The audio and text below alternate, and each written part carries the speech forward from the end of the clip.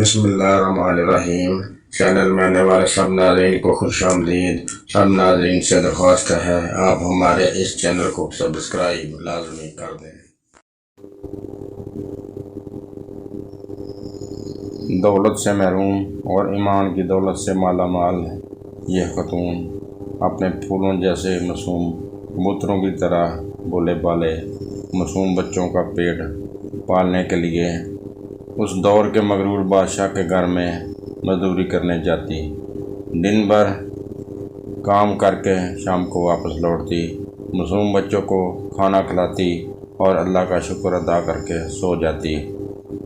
صبح سویرے بچوں کو ناشتہ تیار کر کے کھلا دیتی اور محل میں جا کر اپنے ذمہ لگائے گئے کاموں کو سر انجام دیتی، کیونکہ یہ خاتون نہایت دیانتدار اور پاک باز تھی، اس لیے عرصہ حیات سے شاہی محل میں تعینات رہی اور اپنے امور خوش اسلوبی سے انجام دیتی رہی۔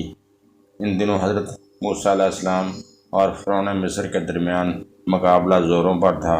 حضرت موسیٰ اور ہارون علیہ السلام کی بے شمار کامیابیوں نے اس کے حواریوں کی نیندیں حرام کر رکھی تھیں، کیونکہ اس ظالم متکبر کے پاس اختیار تھا۔ فرعون مصر جب کبھی یہ سنتا کہ اس کی قوم کے کسی باشندے نے ایمان قبول کر لیا ہے تو اسے خوفناک سزائیں دیتا، کسی کے ہاتھ پاؤں کٹوا دیتا اور کسی کو تختے پر لٹا کر اس کے ہاتھ پاؤں میں میخیں ٹھکوا دیتا۔ اس طرح کے مظالم قدرانیوں میں حضرت موسیٰ علیہ السلام کی دعوت فرعون کے محل میں بھی پہنچ گئی تھی۔ اس کا ایک خادم اور بیوی آسیہ بھی ایمان لے آئی۔ وہ جب کبھی سنتی کہ موسیٰ نے غالب ہو رہے ہیں، فرعون ریچھ ہو گیا ہے، تو دل ہی دل میں خوش ہوتی، لیکن ایمان کا اظہار نہ کرتی، کہیں فرعون کو بھنک نہ پڑ جائے اور انہیں عذاب کی چکی میں پیس ڈالے۔ ایک روز وہ فرعون کی نوجوان اور نازک لڑکی کی کنگھی کر رہی تھی کہ اچانک اس کے ہاتھ سے کنگھی گر گئی۔ اسے اٹھاتے وقت بے ساختہ اس کی زبان سے بسم اللہ نکل گیا۔ فرعون کی نازک اور شوخ مزاج لڑکی نے یہ کلمہ سنا تو چونک پڑی اور پوچھا، یہ اللہ کون ہے جو میرا، تیرا اور تیرے باپ کا رب ہے؟ مومنہ نے جواب دیا۔ وہ کہنے لگی، کیا میرا باپ سب کا رب نہیں ہے؟ جی نہیں، بلکہ لوگوں کا رب وہ ہے جو مجھے، تجھے اور تیرے باپ کو رزق دیتا ہے۔ اچھا، تو اس کا مطلب یہ ہے کہ تو میرے باپ کے علاوہ کسی اور کو رب سمجھتی ہے؟ جی ہاں، میرا، تیرا اور تیرے باپ کا رب اللہ ہی ہے۔ یہ سن کر فرعون کی بیٹی شیخ پا ہو گئی اور اس نے اپنے باپ کو اطلاع کر دی۔ فرعون جو اس ایمان کا مقابلہ محل سے باہر کر رہا تھا، جب اسے اطلاع ملی کہ موسیٰ کی دعوت تو میرے محل میں داخل ہونے لگی ہے اور میرا کھانے والا بھی اس ایمان کی دعوت کو قبول کر رہا ہے، وہ آگ بگولا ہو گیا۔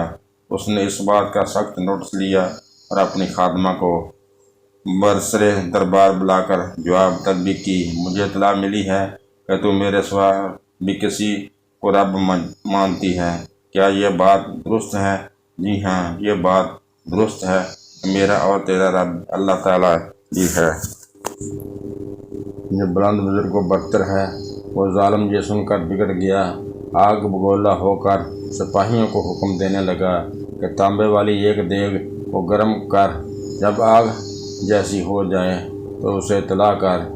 اس کے بعد فرعون نے اس بی بی کو بلایا اور دھمکی دی، اگر تو نے میری خدائی تسلیم نہ کی اور اس بات پر قائم رہی جو موسیٰ کہتا ہے، تو میں تیرے سامنے تیرے بچوں کو اس دیگ میں پھینکواؤں گا اور آخر میں تجھے بھی نذر آتش کر دوں گا۔ فرعون نے جب اس مومنہ کو بچوں کو جلانے کی دھمکی دی تو اس نے کمال استقامت کا مظاہرہ کیا، نہایت سکون اور اطمینان سے جواب دیا، میں اس حقیقت پر ایمان رکھتی ہوں کہ تیرا اور میرا رب ایک ہی ہے۔ اگر اس کے پاداش میں مجھے اور میرے بچوں کو مار ڈالے گا تو میں صبر کر لوں گی۔ چنانچہ جب اس ظالم نے دیکھا کہ دیگ آگ کی طرح گرم ہو کر دیکھنے لگی ہے تو اس نے اس کے بچوں کو پکڑا اور اس کے سامنے کھڑا کر دیا اور کہا کہ اب بھی وقت ہے، اور کہا کہ موسیٰ کے دین سے پھر جا اور بچوں کے ساتھ زندگی گزار۔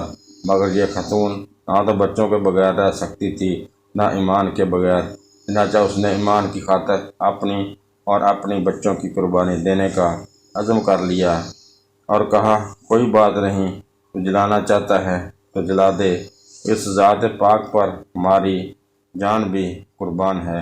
البتہ اس نے درخواست کی کہ میری اور میرے بچوں کی ہڈیوں کو ایک جگہ دفن کیا جائے۔ فرعون نے کہا ٹھیک ہے، تو نے عرصہ دراز تک ہماری خدمت کی ہے، اس کے صلہ میں ہم تیری یہ درخواست قبول کرتے ہیں۔ اس کے بعد فرعون نے اس کے بچوں کو دیکھتی ہوئی دیگ میں پھنکوا دیا۔ آن کی آن میں ان کی ہڈیاں نظر آنے لگیں۔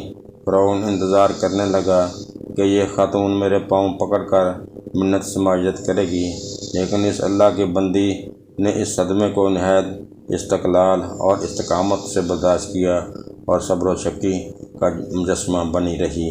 پھر اس نے دوسرا بچہ بھی پھنکوا دیا، لیکن یہ عورت اس تک نہ زبان پر لائی اور ایمان پر قائم رہی۔ اس کے بعد فرعون نے تیسرا بچہ پھنکوا دیا، وہ بھی آن کی آن میں جل گیا، اس کی ہڈیاں صاف نظر آنے لگیں۔ جب اس نے دیکھا کہ یہ تو ٹھرس سے مس نہیں ہوتی تو اس کی آتش غضب بھڑکی اور چوتھا بچہ بھی دیگ میں پھنکوا دیا۔ سب سے آخر میں چھوٹے بچے کی باری آئی جو اپنی ماں کی چھاتی سے لگا دودھ پی رہا تھا۔ فرعون کے سپاہیوں نے جب اس کی گود سے چھینا اور دیگ تک لے جانے لگے تو ماں کا صبر کا پیمانہ لبریز ہو گیا۔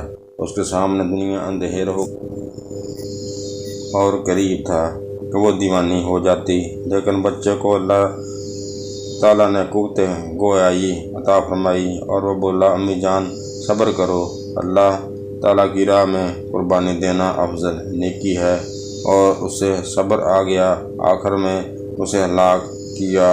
اب تو تیری عقل ٹھکانے آ گئی ہوگی۔ اس نے جواب دیا جی ہاں، میری عقل ٹھکانے پر ہی ہے اور میں اسی بات پر ثابت قدم ہوں، میرا اور تیرا رب اللہ ہی ہے۔ فرعون یہ جواب سن کر مزید بگڑ گیا اور اسے بھی بچوں کے ساتھ پھینکنے کا حکم دیا۔ اسے بھی دیگ میں پھینک دیا گیا تو فرعون کی بیوی آسیہ نے بھی ایمان کا اظہار کر دیا۔ آپ کو اس سے زیادہ المناک مصائب کا سامنا کرنا پڑا۔ اسے بھی سولی پر چڑھا دیا گیا، اس کے ہاتھ اور پاؤں میں میخیں ٹھونک دی گئیں، اسے تختے سمیت دھوپ میں لٹکا دیا گیا۔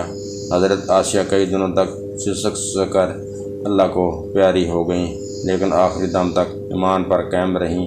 اللہ تعالیٰ نے ان کی قربانیوں کو قبول کیا اور جنت میں انہیں اپنے پاس جگہ عطا فرمائی۔